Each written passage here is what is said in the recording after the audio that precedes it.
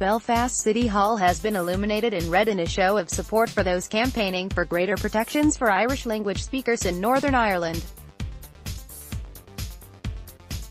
Around 200 activists gathered for a colourful and noisy demonstration as the landmark building turned the colour of their movement late on Saturday afternoon.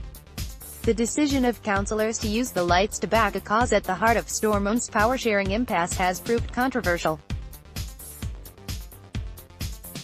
While unionists have claimed the vote, which was backed by Sinn Féin, the SDLP and the Alliance Party, has politicised the building, advocates for an Irish Language Act insist they have every right to have their cause highlighted.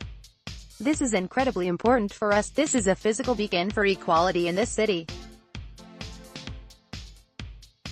Kieran MacGeolabain. The Irish language has emerged as the key obstacle preventing the restoration of power sharing in Northern Ireland.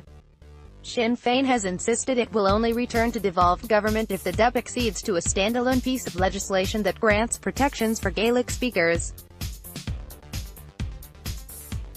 The DUP has said it will approve protections, but only as part of a wider Culture Act, which also incorporates the Ulster Scots tradition.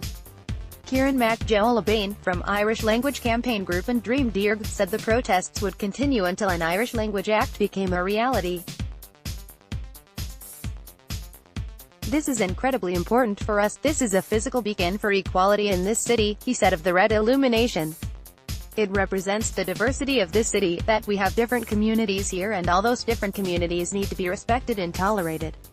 The illumination marked the second anniversary of a protest by Irish language activists at the decision of a DUP minister to cut bursaries for young people undertaking Irish language studies. They point to that contentious episode as the spark that invigorated their campaign for an Irish Language Act. Campaigners insist an act was promised in the 2006 St Andrews Agreement that paved the way for the DUP and Sinn Féin to enter a historic power-sharing arrangement at Stormont. The DUP contend that it did not sign up to an Irish Language Act in 2006, and the commitment was instead the product of a non-binding side deal between Republicans and the UK government.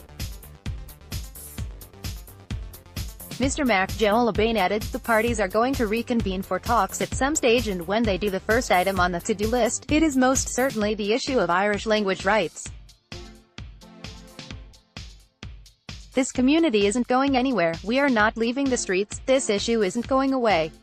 The sooner parties sit down and grapple with this, the sooner the DUP lift their objection to this and agree to fulfill a promise that was made in 2006, the better."